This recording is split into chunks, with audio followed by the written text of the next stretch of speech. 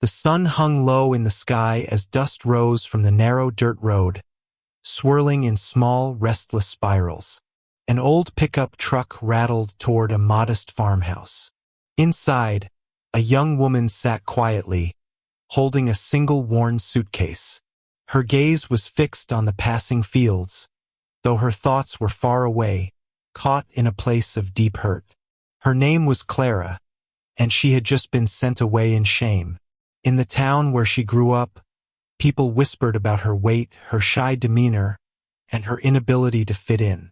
Those whispers had grown sharper over time, until they became something harsher: punishment.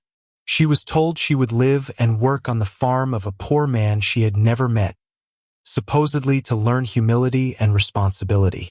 In truth, they were sending her away, making her someone else's problem. Clara did not cry. Years of holding back her emotions had left her with little to show. If you believe in kindness, second chances, and the ability of compassion to change lives, please like, comment, share, and subscribe to Kindness Corner. Your support helps us share more uplifting stories like this one. When the truck stopped in front of the weathered wooden farmhouse, Clara stepped out slowly, her dress clinging slightly in the humid air. The man who greeted her wasn't what she had imagined. Tall, broad-shouldered, with a deep tan earned from years of work under the sun. His clothes were plain but clean. His face showed no clear welcome or rejection as he glanced at her suitcase and motioned toward the porch. There was no pity in his eyes, which oddly brought her some relief. A few steps behind him stood an older man, white-bearded, with eyes that seemed to understand far more than they revealed. Clara's stomach tightened. She didn't know what life here would demand of her, but she knew there was no going back. The first weeks on the farm were grueling. Clara had never done hard labor before, and her body ached in ways she hadn't known were possible. Each morning before dawn, she began her chores: feeding animals, carrying heavy pails of water, hauling bales of hay. Sweat soaked her clothes, and blisters formed on her hands.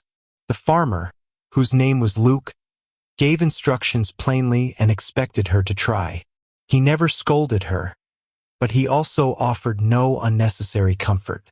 At night, Clara sat alone on the small attic bed, feeling the sting of her town's rejection all over again.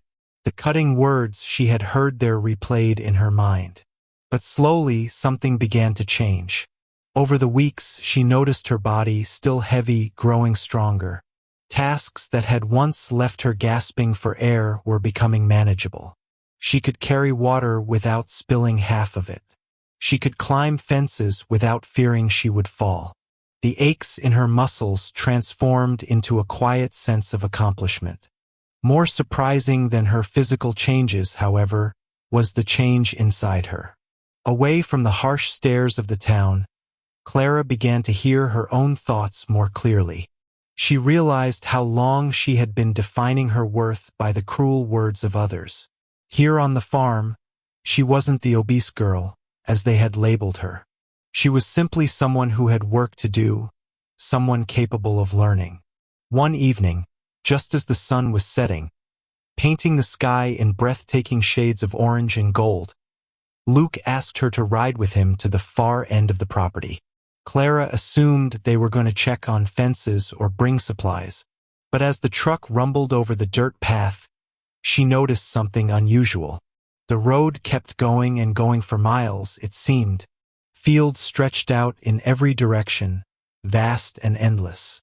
She realized they had been driving for nearly an hour, and still they hadn't reached the end. Luke stopped the truck at a hilltop where the view opened to reveal thousands of acres of land bathed in the fading light. Clara's breath caught in her throat. This wasn't just a farm. It was an empire of earth and sky. Luke watched her reaction carefully, but said nothing.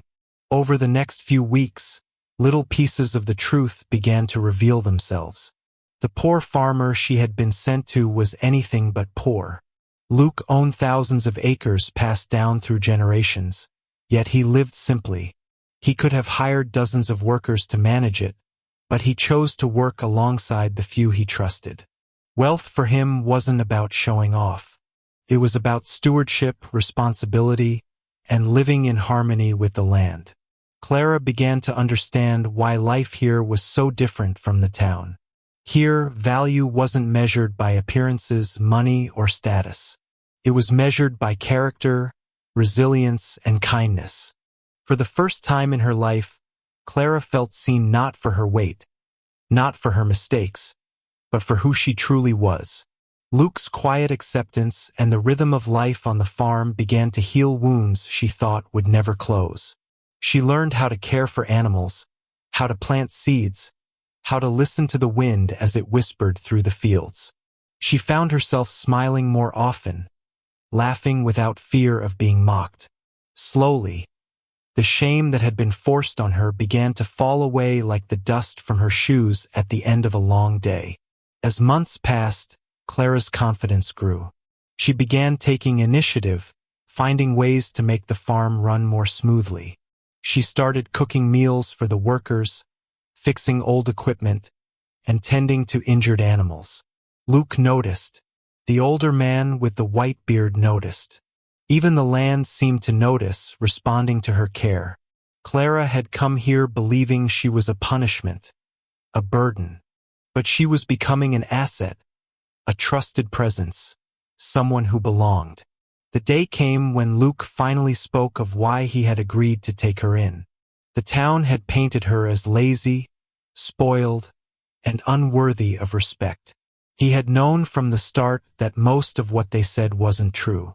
He wanted her to see for herself that her value was never determined by their cruelty. His farm wasn't a punishment. It was an opportunity. He told her something she would never forget. Sometimes life sends you away from places where you don't belong so you can find the place where you do. If this story touches your heart, please like, share, and subscribe to Kindness Corner. Your support helps us continue sharing powerful, life-changing stories. And if you've ever been judged unfairly, let us know in the comments.